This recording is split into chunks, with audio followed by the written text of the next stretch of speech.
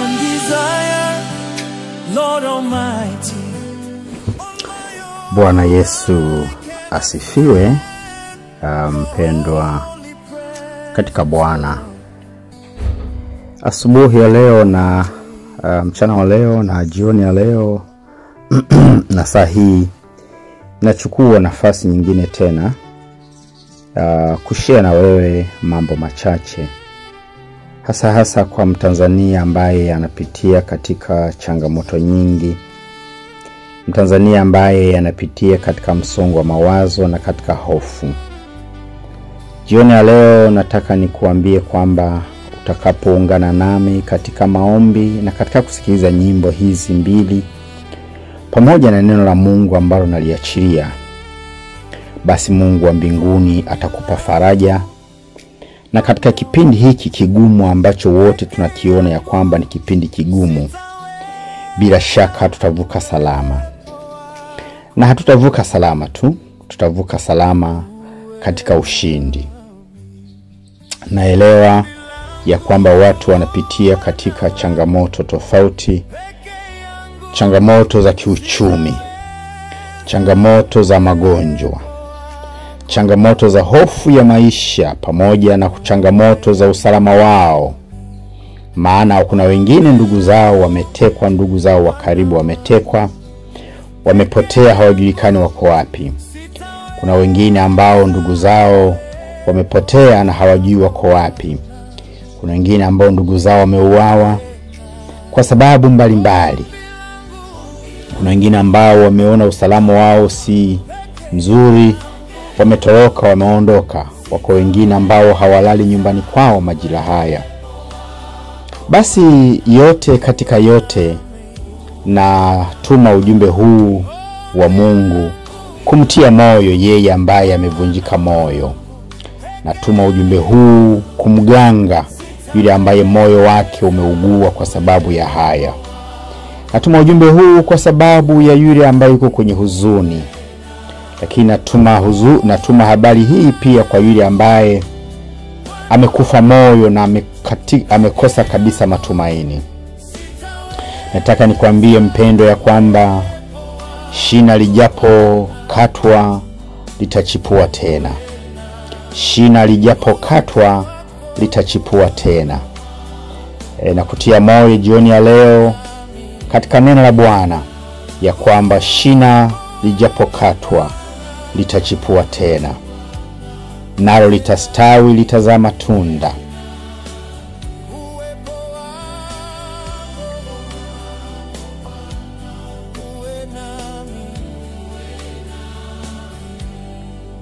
Yako mambo mengi yanaendelea katika taifa letu, katika miji yetu na hata katika nyumba zetu. Lakini nataka niseme na wewe asubuhi ya leo maneno machache.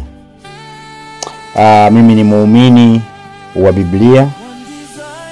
Sijui wewe unaamini kipi, lakini mimi ni muumini wa Biblia. Ninaamini ya kwamba Mungu wa kweli ni yule ambaye alimtokea Ibrahimu na akamwambia, mimi jina langu ni Jehova, mimi ndiye Mungu wako na Bwana wako, na nitakustawisha na nitakuongoza. Naamini katika Mungu yule ambaye ndiye aliruhusu wana wa Israeli wakaenda katika nchi ya Misri wakateswa. Naamini katika Mungu yule ambaye alimtuma Musa aende akamwambie Farao waache watu wa Israeli waende wakaniabudu. Naamini katika Mungu huyo.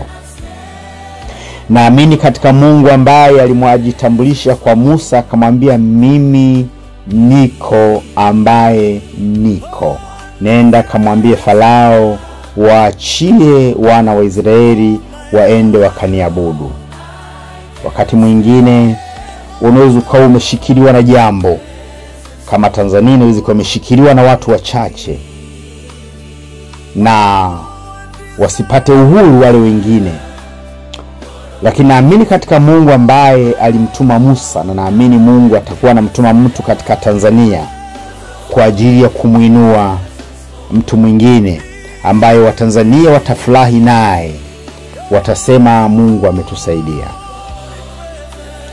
Naamini pia katika Mungu ambaye aliruhusu mapigo kwa Farao yakatokea.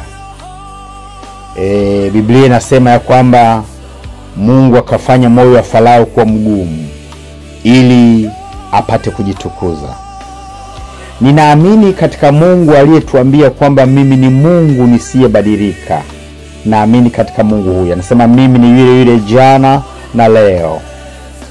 Ninaamini katika Mungu ambaye anasema mimi sichelewi wala siwahi. Yako majira ambayo wewe na mimi tunatamani jambo lingetokea leo, lakini Mungu halifanyi kwa majira yale ambayo mimi na wewe tulikuwa tunataka. Haimaanishi Mungu hatendi wala hafanyi. Inamaanisha majira yake ya kutenda hayajafika. Mpendwa msikilizaji, mpendwa mtazamaji ambaye unanisikiliza majira haya, kumbuka kwamba Mungu anasema mimi siwahi wala sichelewi. Majira yake, hakika yake yakifika jambo litatendeka. Lakini Mungu anasema pia kwamba kila jambo na majira yake. Kuna wakati wa kupanda, kuna wakati wa kuvuna. Kuna wakati wa kuzaliwa na kuna wakati wa kufa. Kila jambo na majira yake. Anasema siku za mwanadamu ni 70 na kwa neema zitakuwa 80. Anasema mwanadamu ni kama maua tu, asubuhi huchanua na jioni hunyauka. Basi kwa kusema haya, nataka kukutia moyo tu, wewe ambaye umevunjika moyo, wewe ambaye umekata tamaa, ya kwamba shina lijapo katwa litachipua tena. Usikate tamaa. Wewe ni mtu wa muhimu sana. Mungu ana majukumu makubwa anataka uyatimize katika dunia hii. Na ikiwa unanisikiliza, wewe ni ambaye umepewa dhamana kwa muda fulani, nataka ujue kwamba kila jambo na majira yake. Leo inawezekana ukaona uko juu, lakini kuna majira mengine utakuwa chini. Ukiwa juu usiwaangalie wale walio chini kama vile hawafai, maana hata wewe ulikuwa chini. Lakini hakuna ajuaye kesho. Ikiwa uko juu unanisikiliza, jua hakika ya kwamba hakuna marefu yasiyokuwa na ncha. Na ikiwa uko chini, usiamini utabaki chini majira yote. Amini ya kwamba nyakati yako iko nayo yaja. Mungu wa mbinguni, yeye asiyeshindwa, yeye asiyeshindwa na jambo lolote, atakuinua. Katika nyimbo hizi utajifunza thamani ya machozi. Mungu anajua thamani ya machozi yako. Endelea kumlilia Mungu. Mungu anajua thamani ya machozi yako. Wimbo wa pili ambao unasikiliza, peke yangu sitaweza. Uwepo wako Bwana ukiwa pamoja nami nitashinda. Uwepo wake ukiwa pamoja nawe, hakika yake utashinda.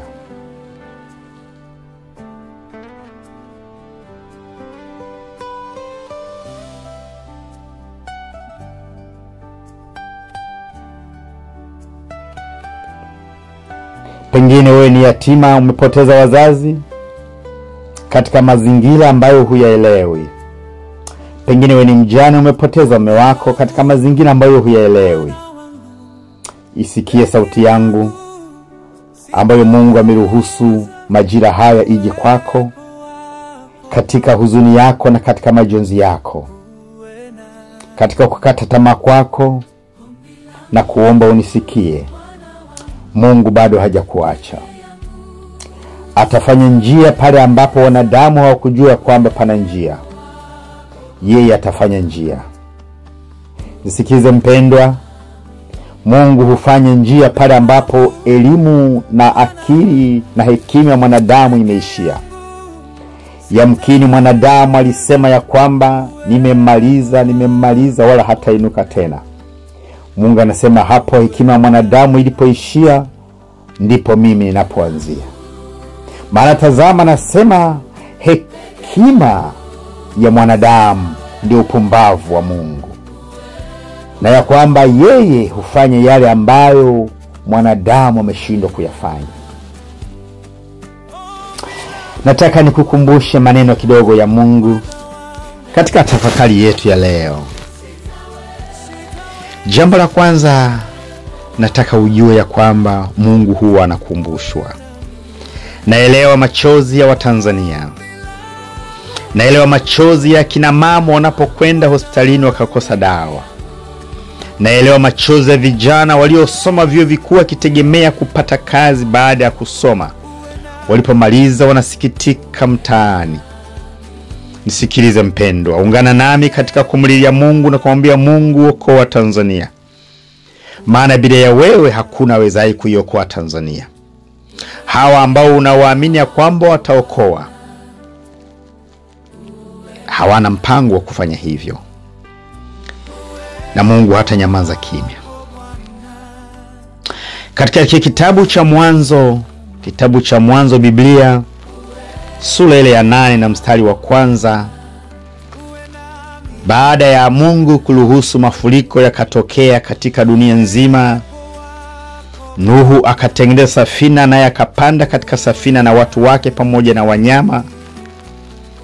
Basi ilipofika majira yale, katika sura ya 8 mstari wa 1, maji yalipopungua, Biblia inasema Mungu akamkumbuka Nuhu. Mungu akamkumbuka Nuhu. Nataka nikwambie mpendwa, baba unayenisikiliza, mama unayenisikiliza, kijana unayenisikiliza, mtoto unayenisikiliza, Mungu hajakusahau. Katika majira yake na nyakati zake, Mungu atakukumbuka. Katika majira yake na nyakati zake. Kumbuka, Mungu si mwanadamu hata aseme uongo. Hakika yake atakukumbuka. Katikati ya shida yako, katikati ya tabu yako, Mungu wa mbinguni hakika yake atakukumbuka. Mungu wa mbinguni hakika yake atakukumbuka. Alivyomkumbuka Nuhu, atakukumbuka na wewe. Ndiyo, atakukumbuka na wewe. Katika kitabu cha Mwanzo sura 19 mstari wa 29, Mungu alimkumbuka Ibrahimu. Mwanzo ile sura ya 19 na mstari wa 29. Mungu alimkumbuka Ibrahimu.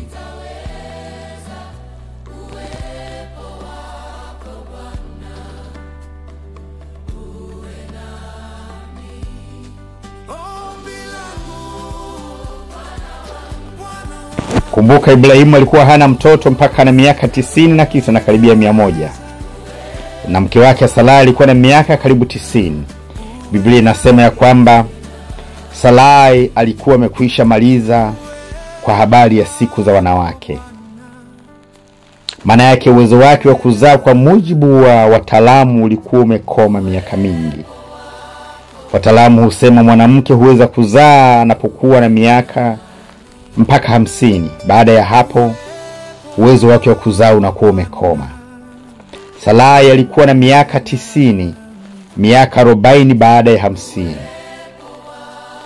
Biblia inasema Mungu akamkumbuka Ibrahimu.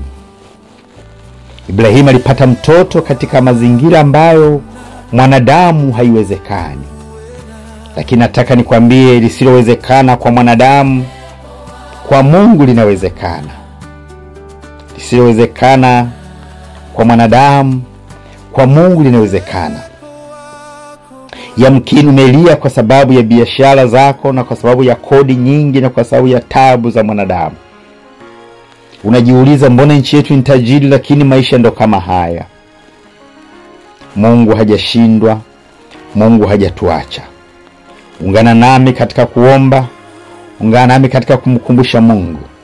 Mungu akamkumbuka Ibrahimu.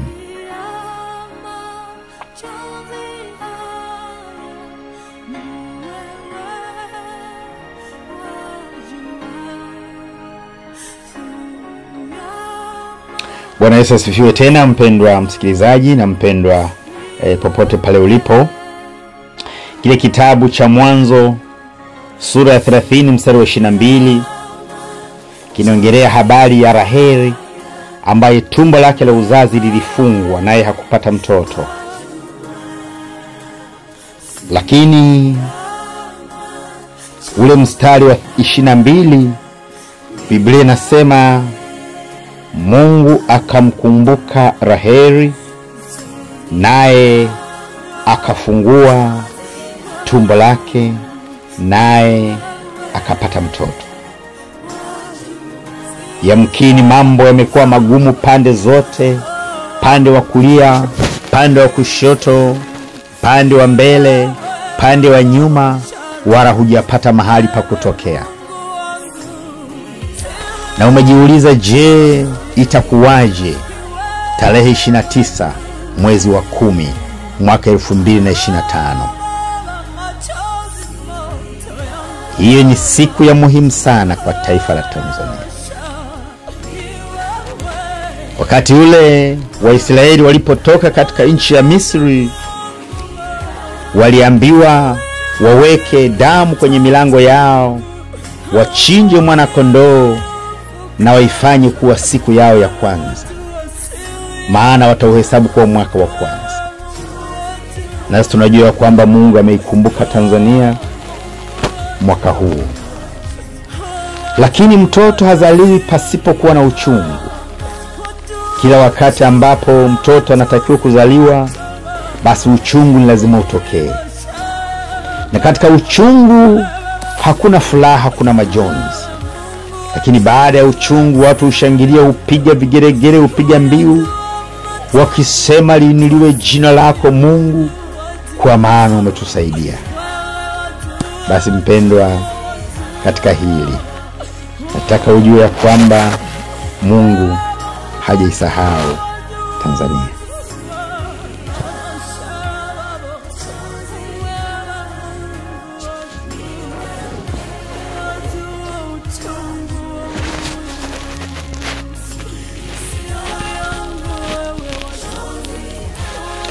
Nataka niendelee tena kidogo mpendwa, na kualika sasa katika hiki kitabu cha Kutoka sura ya 2 mstari wa 24. Kile kitabu cha Kutoka sura ya 2 mstari wa 24. Biblia inasema, wana wa Israeli wakamlilia Mungu, na kilio chao kikafika mbinguni. Mungu akawaangalia, Mungu akawatazama. Unajua, Mungu anajua machozi yako. Mungu anajua thamani ya machozi yako. Kulia si dhambi, kulia si dharau. Kulia ni udhihirisho wa kiwango cha juu sana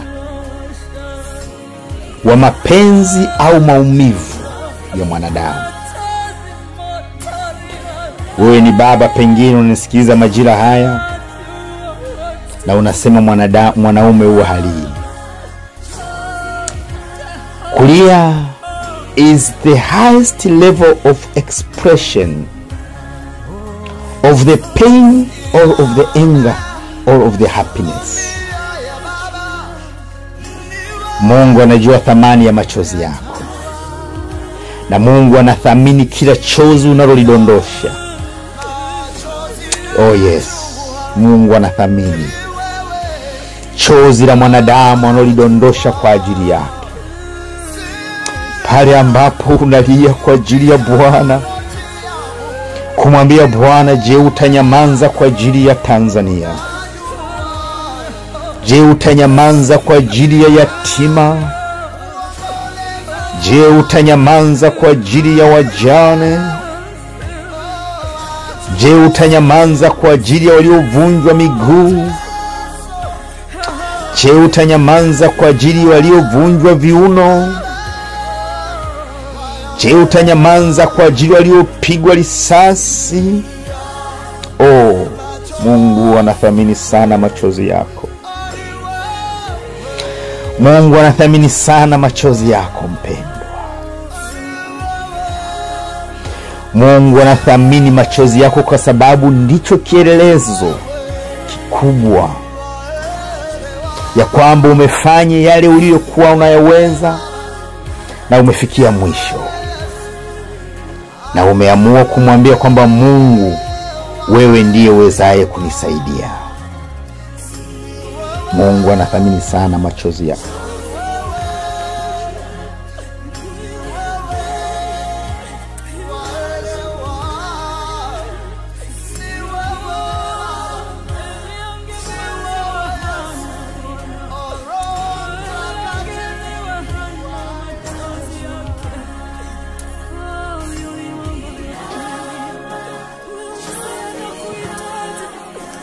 Na kualika majira haya tusome kile kitabu cha Hesabu sura ya 10 mstari wa 9. Kitabu cha Hesabu sura ya 10 mstari wa 9. Biblia inasema, tena hapo mtakapokwenda kupiga vita katika nchi yenu, kupigana na adui awaoneaye ninyi, ndipo mtakapopiga sauti ya kugutusha kwa tarumbeta, nanyi mtakumbukwa mbele za Bwana Mungu wenu, nanyi mtaokolewa na adui zenu. Narudia tena. Tena mtakapokwenda kupiga vita katika nchi yenu, kupigana na adui awaoneaye ninyi, ndipo mtakapopiga sauti ya kugutusha kwa tarumbeta, nanyi mtakumbukwa mbele za Bwana Mungu wenu, nanyi mtaokolewa.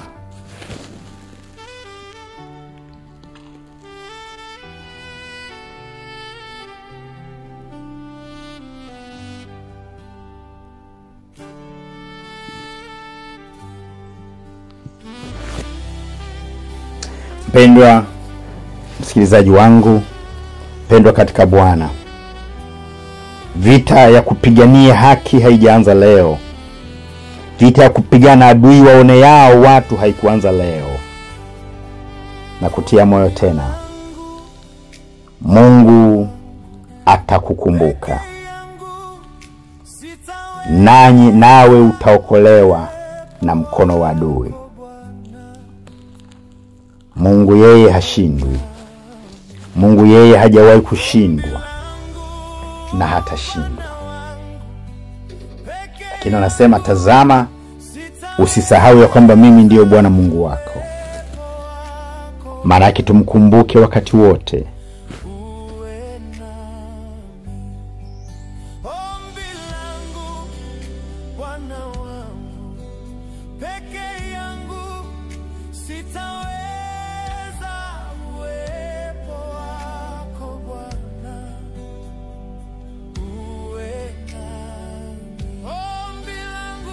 Bwana Yesu asifiwe tena, mpendwa mtazamaji.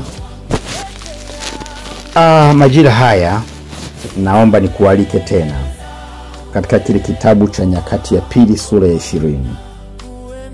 Naomba nikualike tena katika kile kitabu cha Nyakati sura ya 20, na tutasoma mstari wa 6. Kumbuka ya kwamba anaandika Mtume Paulo kwa Ibrania ile sura ya 10 mstari wa 38. Anasema, mwenye imani wangu, wenye mtu wangu wataishi kwa imani. Bila ya imani hakuna matumaini. Basi imetupasa kuishi kwa imani. Nyakati ya Pili sura ya 20 mstari wa 6. Haya ni maneno ambayo Mfalme Yehoshafati alipofuatwa na kusanyiko la wafalme 3-4 wameungana kuja kumpiga. Jeshi kubwa limeungana kuja kumpiga. Yehoshafati alipojitazama akasema, nitafanyaje? Kimbilio lake lilikuwa mbele za Bwana. Alipokuwa mbele za Bwana, Mfalme Yehoshafati Akasema katika mstari wa 6, Ee Bwana wa baba zetu, si wewe uliye Mungu mbinguni? Tena si wewe utawalaye falme zote za mataifa? Na mkono wako mna uweza na nguvu, asiweze mtu yeyote kusimama kinyume chako. Mfalme Yehoshafati aliogopa sana, kama wewe na mimi pengine tulivyoogopa. Lakini kimbilio letu ni nini? Mfalme Yehoshafati anasema, wala sina uwezo dhidi yao. Akamuuliza Mungu. Natamani majira haya uungane nami kumuuliza Mungu, je, wewe si Mungu wa mbinguni? Je, wewe siye utawalaye katika falme za mataifa? Je, si wewe mkononi mwako pana nguvu na uweza, na ya kwamba hapana mtu awezaye kusimama kinyume na wewe naye akakushinda? Mungu anasikia. Akasema sikio lake si zito hata lisikusikie. Katikati ya huzuni yako, katikati ya machozi yako, katikati ya kutoelewa kwako, rudi tena mbele za Bwana. Yehoshafati akamuuliza Mungu, na kukumbusha ya kwamba Gideoni alimuuliza Mungu pia. Akasema, yuko wapi Mungu wa baba zetu? Yuko wapi Mungu aliyewavusha bahari ya Shamu? Yuko wapi Mungu aliyemzamisha Farao? Yuko wapi Mungu aliyekausha mto Yordani? Yuko wapi Mungu aliyeangusha ukuta wa Yeriko? Mungu alisikia. Gideoni na watu wake walitoka utumwani. Natamani uungane nami kumuuliza Mungu, je, wewe si Mungu wa mbinguni? Je, wewe si Mungu utawalaye katika falme za wanadamu? Je, wewe si Mungu ambaye mkononi mwako pana uweza mkubwa na nguvu, na ya kwamba hapana mtu awezaye kusimama mbele yako naye akakuweza? Je, si wewe Mungu? Natamani uungane nami kumuuliza Mungu maswali hayo. Yehoshafati akaendelea katika mstari wa 7, si wewe Mungu wetu uliowafukuza wenyeji wa nchi mbele ya Israeli, ukawapa uzao wa Ibrahimu rafiki yako hata milele? Mfalme Yehoshafati anafanya nini? Anatengeneza argument mbele za Bwana. Anatengeneza argument mbele za Bwana. Je, si wewe Mungu? Je, si wewe? Kwa maana nyingine alikuwa anamkumbusha. Hebu ungana nami kumkumbusha jambo Mungu kwa ajili yako mwenyewe na kwa ajili ya Tanzania. Mwambie Mungu, je, si wewe uliyowapa kibali wazee wetu wakamuondoa mkoloni wala hapa kumwagika damu? Je, si wewe? Mwambie Mungu, je, si wewe ambaye umestawisha na kulinda taifa la Tanzania? Mwambie Mungu, je, si wewe ambaye umeweka madini na gesi na almasi hapa katika nchi yetu ya Tanzania? Je, si wewe una agano na nchi yetu ya Tanzania? Mkumbushe Mungu. Kwa kadri ambavyo unaungana na mimi kumkumbusha Mungu, ndivyo Mungu asikiavyo, ndivyo Mungu hufanya jambo. Ndivyo Mungu anaposikia, ndivyo Mungu hufanya jambo.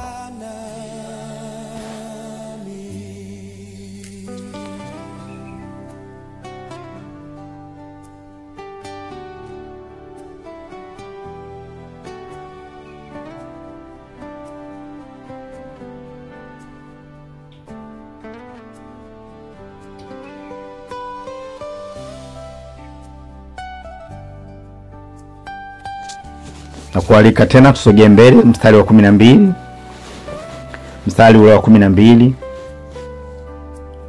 Biblia inasema, Mungu wetu, je, hutawahukumu? Je, Mungu wetu, hautawahukumu? Kumbe Mungu anaweza akawahukumu adui zetu. Mungu anaweza akawahukumu adui zako. Mungu anaweza akawahukumu adui zako. Muulize Mungu pamoja nami, je, wewe Mungu hautawahukumu adui zangu? Hautahukumu wale ambao wametamani nife jana? Hautahukumu watekaji? Hautahukumu watu wasiojulikana? Muulize Mungu. Hakika yake Yehoshafati akamuuliza Mungu, je, hautawahukumu? Anasema, maana sisi hatuna uwezo juu ya jamii kubwa hii. Wanaotujia juu yetu wala hatujui tufanyeje, lakini macho yetu ya kutazama wewe. Yehoshafati anasema, macho yetu ya kutazama wewe. Macho yetu ya kutazama wewe. Anasema macho yetu Bwana ya kutazama wewe. Ndio wewe unanisikiliza majira haya, macho yako inua kwa Bwana. Macho yako inua kwa Bwana. Najua yako mawazo mengi, najua ziko nadharia nyingi, lakini nataka nishare na wewe jambo moja kubwa ambalo Roho wa Bwana ananifunulia majira haya. Yako mambo ambayo mwanadamu anapanga kufanya na anaamini katika hayo. Anasema katika Waefeso ile sura ya 1, anasema yeye awezaye kufanya mambo makubwa zaidi ya tuyawazayo na zaidi ya tuyaombayo. Arabakasharabasatapapa ringaramakasharabasitapa. Anaweza kufanya mambo makubwa zaidi ya tuyawazayo, zaidi ya tuyawezayo. Ndio, kuna yale uyawazayo na kuna yale uyaombayo. He can do exceeding greater. He can do exceeding greater than what you think, than what you pray for. Yes, anaweza akafanya. Ndio, anaweza akafanya. Mwambie Bwana pamoja nami, je, Bwana hautawahukumu watekaji? Hautawahukumu wasiojulikana? Mwambie Bwana. Will you not condemn them? Will you not judge them, O Lord? Mwambie Bwana. Mwambie Bwana. Adui wa Tanzania ni nani?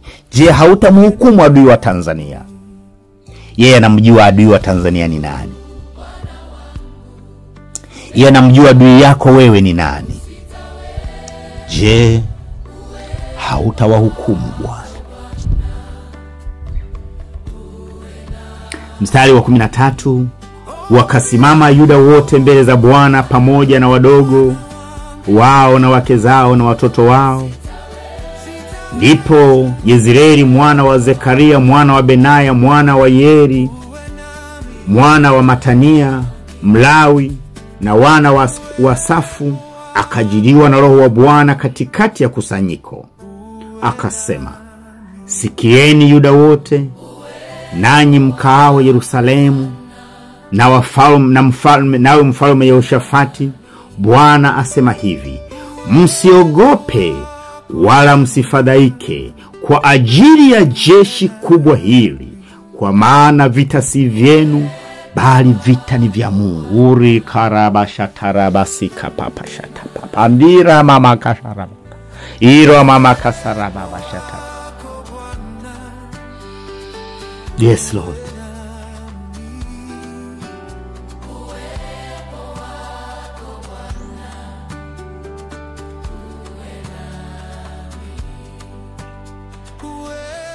Yamkini katikati ya shida na changamoto uliopitia na ambayo unapitia, umekata tamaa.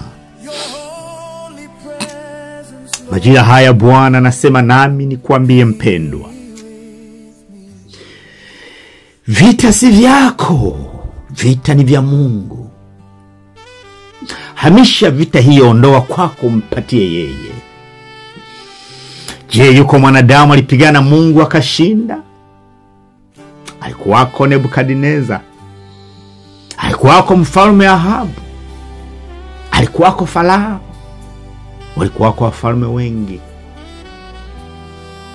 Anasema msiogope wala msifadhaike kwa ajili ya jeshi hili kubwa, kwani vita si vyenu bali vita ni vya Mungu. Ndiyo, vita si vyako, vita ni vya Mungu. Maana yake ni nini hapa? Hamisha vita hii. Acha kuipersonalize ya kwamba vita ni vya kwako. Hamisha, nenda kwa Mungu. Mungu anajua thamani ya machozi yako. Kila chozi lako moja ana thamani nalo, analihesabu. Mulilie Bwana kwa ajili ya maisha yako. Mulilie Bwana kwa ajili ya huzuni yako. Mulilie Bwana kwa ajili ya Tanzania. Oh yes. Oh yes. Mulilie Bwana. Mulilie Bwana. Sikio lake si zito hata asikusikie. Yeye hajawa kipofu hata asione. Mulilie Bwana.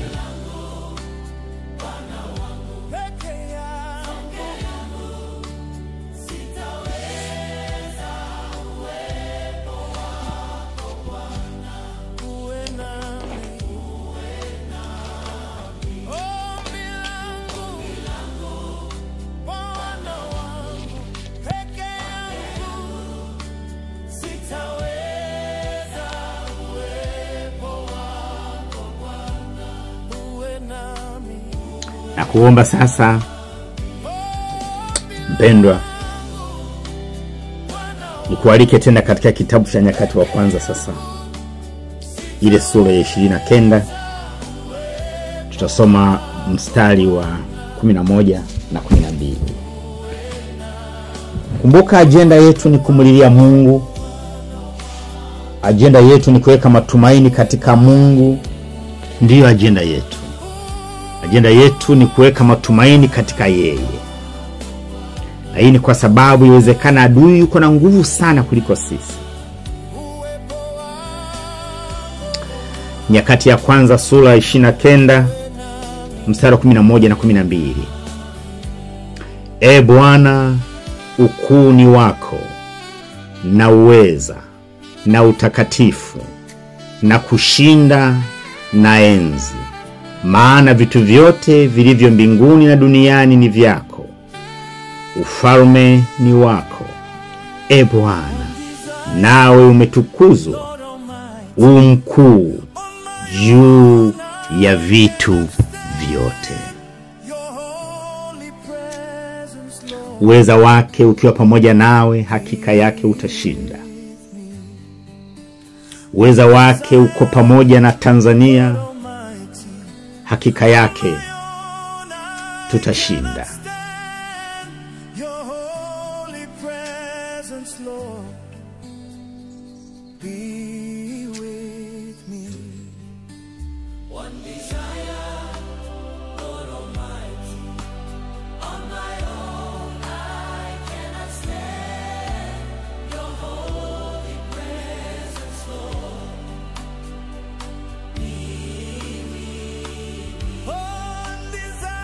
Pena nikualike tena kwenye mstari huu. Anasema ukuu, mkuu juu ya vitu vyote. Mpendwa, nataka ujue ya kwamba Mungu ni mkubwa kuliko mfalme yoyote hapa duniani. Mungu ni mkuu kuliko rais yoyote hapa duniani. Mungu ni mkuu kuliko mkuu wa taasisi yoyote ama idara yoyote hapa duniani. Mungu ni mkuu kuliko shida uliyokuwa nayo leo. Mungu ni mkuu kuliko changamoto unayopitia majira haya. Ndiyo maana na kuomba, inua moyo wako kwa Bwana. Inua macho yako kwa Bwana. Mtazame yeye peke yake. Yeye peke yake anatosha. Ukuu wake ni juu ya vitu vyote. Mstari wa 12, utajiri na heshima hutoka kwako wewe, nawe watawala juu ya vitu vyote, na mkononi mwako mna uweza na nguvu, tena mna uweza na nguvu, tena mkononi mwako mna kuwatukuza na kuwawezesha wote. Mkononi mwake pana uweza na nguvu. Mkononi mwake pana uweza na nguvu. Majira haya tuombe uweza wake na nguvu zake ziwe juu ya Tanzania. Majira haya tunamhitaji Mungu kuliko wakati wote ule. Anasema mkononi mwake mna uweza na nguvu. Omba kwa dakika moja, mkono wako Bwana wenye nguvu na uweza uwe juu ya Tanzania. Mkono wako Bwana wenye nguvu na uweza uwe juu ya maisha yangu. Mkono wako Bwana wenye nguvu na uweza uwe juu ya watekaji. Mkono wako Bwana wenye nguvu na uweza uwe juu ya familia yangu. Mkono wako Bwana wenye nguvu uwe juu ya kazi zangu. Kwa kadri unavyoomba, anasema mkononi mwake pana nguvu, mkononi mwake pana uweza. Mkononi mwake pana nguvu, mkononi mwake pana uweza. Kwa kadri unavyoomba, sikio lake si zito hata lisipate kukusikia. Mungu si kipofu hata asione, anaona. Naye majibu yake anajibu kwa majira yake na nyakati zake. Nayo majira yako karibu. Basi wakati wimbo huu unacheza, endelea kuomba. Bwana, mkono wako uwe juu ya Tanzania. Endelea kuomba sasa, nakupa nafasi.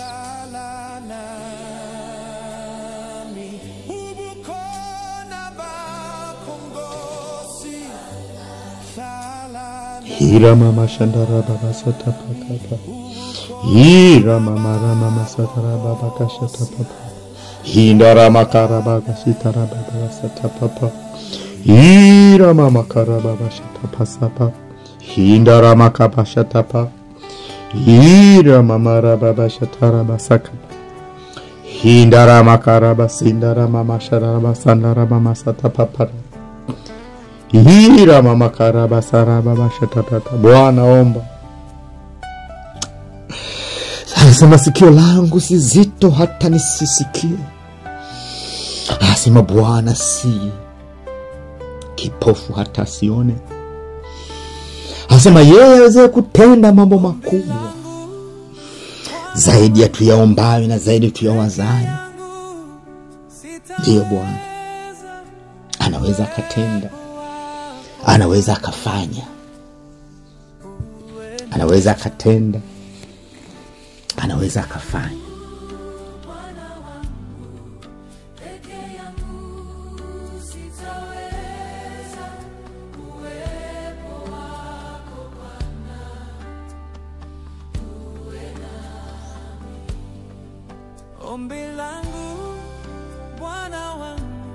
Ndiyo, anaweza akafanya, anaweza akatenda. Kumbuka mpendo ya kwamba Mungu ni mkubwa kuliko any obstacle unayoiona mbele yako. Na Mungu yeye ni Mungu tu. Hategemeani na mawazo ya wanadamu. Anatenda kwa haki na anahukumu kwa haki. Mpendo unayenisikiliza, uko kwenye mamlaka fulani, kwenye madaraka fulani, nisikilize. Mwanadamu ni kama maua.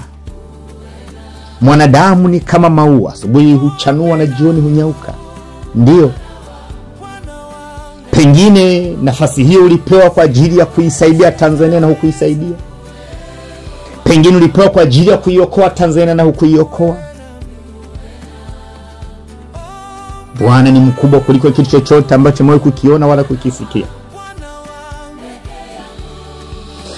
Basi nakualika majira haya katika kile kitabu cha Kumbukumbu ya Torati sura ya 4 mstari wa 39. Nakualika majira haya Kumbukumbu ya Torati sura ya 4 mstari wa 39. Biblia inasema, kwa hiyo ujue hivi leo, ukaweke moyoni mwako ya kuwa Bwana ndiye Mungu katika mbingu juu na katika nchi chini, hapana mwingine. Majira mengine nilisema ya kwamba wakati Ahabu na manabii wa Baali walikuwa wanaamini ya kwamba Baali ndiye Mungu, Elia akaja kwao akawaambia, je, mtasita mpaka lini ya kwamba Bwana ndiye Mungu au Baali ndiye Mungu? Wakataka kuona matendo yake. Ndio, wakati mwingine watu hawaamini mpaka waone matendo. Lakini Kumbukumbu ya Torati sura 4 mstari wa 39 nasema, kwa hiyo ujue hivi leo, ukaweke moyoni mwako. Na mimi nasema, weka moyoni mwako ujue hivi leo ya kuwa Bwana ndiye Mungu katika mbingu na katika nchi, na ya kwamba hapana mwingine. Hapana mwingine. Hapana mwingine. Hii mingine yote ni miungu tu, na itahukumiwa sawa sawa na matendo yake. Shida yako pamoja na ukubwa wake, mpendwa, usiitazame. Pamoja na ukubwa wake, mpendwa, usiitazame. Mtazame yeye peke yake. Weke moyoni mwako hivi leo, uwe mtawala, uwe na mamlaka fulani, uwe huna mamlaka, uwe mtu wa kawaida kama mimi, weka moyoni mwako hivi leo ya kwamba Bwana ndiye Mungu mbinguni na duniani na hapana mwingine, na ya kwamba ingekuwa heri mikono yako ingenuka uvumba wa kumpendeza Bwana na sifa zake na kumwabudu yeye, maana hakika yake atahukumu mikono iliyojaa damu. Weka moyoni mwako leo ya kwamba Mungu Bwana ndiye Mungu juu mbinguni na chini duniani, na ya kwamba hapana mwingine, na ya kwamba hapana mwanadamu aliwahi kusimama kinyume na yeye akashinda. Hajawahi kutokea. Basi majira haya tunapoendelea kutafakari neno hili, omba Mungu, mlilie Mungu, mwambie Mungu mkono wako, wewe ndiye Mungu duniani, wewe ndiye Mungu mbinguni, hapana mwingine kama wewe. Fanya jambo katika Tanzania. Maisha tuliyokuwa nayo unayaona, machozi yetu unayaona. Fanya jambo Bwana, wewe ndiye Mungu.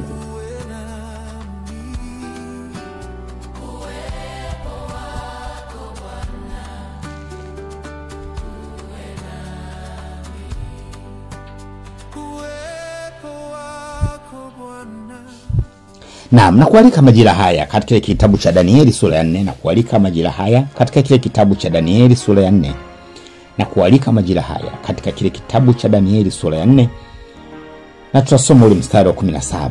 Tutasoma ule mstari wa 17. Anasema, hukumu hii imekuja kwa agizo la walinzi na amri hii kwa neno la watakatifu. Hukumu hii imekuja kwa agizo la walinzi na amri hii kwa neno la watakatifu. Agizo la walinzi ambao ni malaika juu ya Tanzania, malaika waliokuzunguka, na amri hii kwa watakatifu ambao ni wewe unanisikiliza pamoja na Mungu, kusudi walio hai wapate kujua ya kuwa yeye juu anatawala katika falme za wanadamu, naye humpa amtakaye, tena humtawaza juu yake aliye mnyonge. Pendwa katika Bwana, hukumu hii imekuja kwa agizo la walinzi na amri hii kwa neno la watakatifu. Wewe na mimi tunatoa neno la watakatifu. Malaika wamepewa amri, wamepewa agizo kutoka mbinguni kuja kutekeleza. Usiache kumulilia Mungu. Usiache kumulilia Mungu. Usiache kumulilia Mungu. Lia. Wewe ni mwanaume, lia. Wewe ni kijana, lia. Wewe ni mwanamke, lia. Mungu anathamini kila chozi lako unalolia.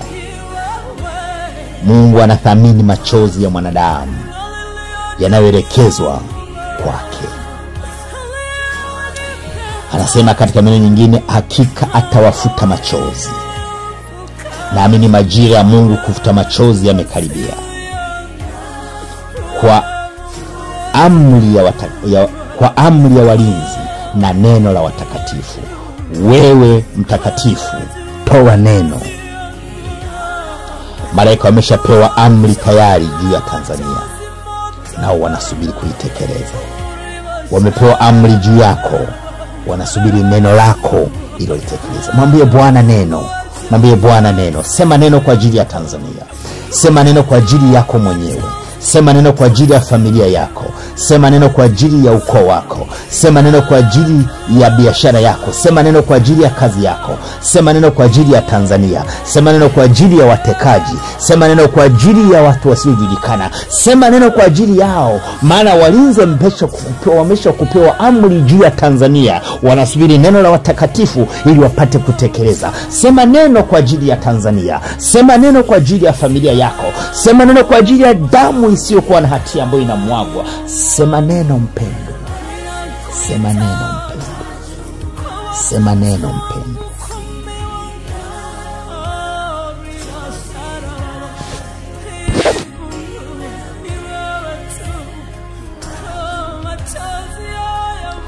Majira haya na kualika katika kitabu cha Zaburi sura ya 47.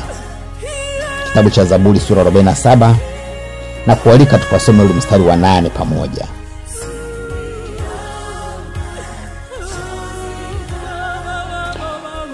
Zaburi sura 47 mstari wa 8, Biblia inasema, Mungu awamiliki mataifa, Mungu ameketi katika kiti chake kitakatifu. Mungu anamiliki mataifa. Usiwaze taifa ni lako, taifa ni la Mungu. Na Mungu ndio maana analitetea taifa kwa sababu ni la kwake. Jua hakika ya kwamba Mungu atasimama. Nataka tuendelee kidogo mpendwa. Majira haya wakati wetu unakaribia kuisha. Tuende katika kitabu cha Nabii Isaya sasa. Kitabu cha Nabii Isaya sura 46 mstari wa 9. Kitabu cha Nabii Isaya sura 49. Tutasoma ule mstari wa 9 na mstari wa 10. Nataka nikutie moyo tena kwamba muamini Mungu na simama na yeye. Usitikisike wala usiteteleke. Atafanya jambo. Hachelewi na wala hawai. Japokuwa tunaweza kuona amechelewa, lakini hakika yake atafanya jambo. Isaya 46 mstari wa 9 na wa 10. Kuambia waliofungwa haya, tokeni, na hao walio katika giza, jionyesheni. Watajirisha katika njia, na juu ya majabari watapata malisho. Hawataona njaa wala hawataona kiu. Hari haitawapiga, wala jua kwa namna yoyote. Aliyewarehemu atawatangulia, naam, karibu na chemichemi za maji atawaongoza.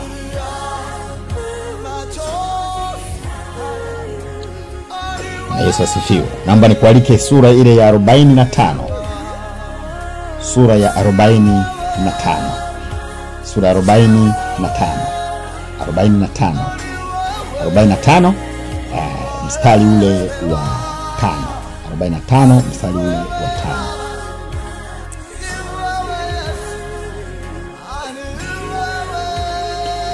Anasema mimi ni Bwana wala hapana mwingine. Mimi ni Bwana wala hapana mwingine. Asikutishe mtu kwamba ana miungu yake. Asikutishe mtu kwamba mimi siwi ni Freemason. Asikutishe mtu siwi mimi nimeenda Nigeria. Asikutishe mtu. Muamini Mungu wa mbinguni, Mungu wa Ibrahimu, Mungu wa Isaka, Mungu wa Yakobo, ya kwamba mimi ndiye Bwana wala hapana mwingine. Mstari wa 5, mimi ni Bwana wala hapana mwingine, zaidi yangu mimi hapana Mungu. Nitakufunga kwa mshipi ijapokuwa hukunijua. Mpendo wangu msikilizaji, ijapokuwa Mungu hukumjua, yeye alitupenda upeo. Hata wakati tulipokuwa tunaishi katika dhambi, alitupenda upeo. Muamini yeye peke yake. Muamini yeye peke yake. Atafanya njia pasipokuwa na njia. Atafanya njia pasipokuwa na njia. Katikati ya jangwa atafanya njia. Katikati ya bonde la uvuli wa mauti atafanya njia hapo. Yeye ni Mungu. Anajua jana, anajua leo, anajua na kesho. Usimwabudu mwanadamu, mwabudu Mungu peke yake. Maana huyo unayemwabudu na yeye ni wakufa. Mwabudu yeye peke yake. Anaitwa Jehova Niko, ambaye Niko ambaye niko. Asema mimi ni Bwana wala hapana mwingine. Hakuna Mungu aliye kama mimi. Asema japokuwa hukunijua, nitakufunga kwa mshipi. Japokuwa hukunijua. Mpendwa mtazamaji, machozi yako ni ya thamani sana mbele za Bwana. Mpendwa mtazamaji, uwepo wake ni wa thamani sana kwako. Uwepo wake ni wa thamani sana katika hatua ambayo Tanzania imefika. Ndio. Lia mbele zake. Omboleza. Maana majira ya kuomboleza ndio haya. Niko Isaya 45 mstari wa 5. Naomba tusogee mbele kwa pamoja, nikualike tusome mstari wa 22. Mstari wa 22 tafadhali.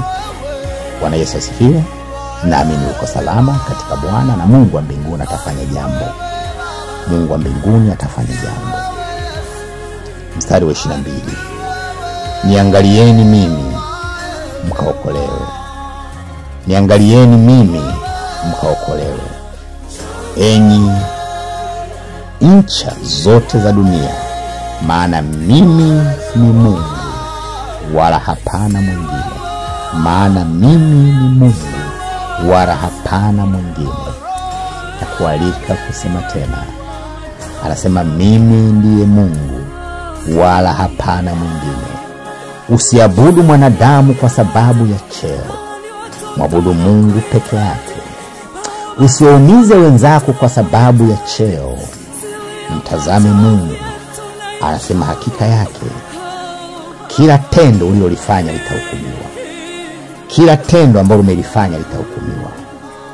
Naam, litahukumiwa. Majira yake yako karibu, hayako mbali. Majira yake yako karibu, hayako mbali. Bwana Yesu asifiwe.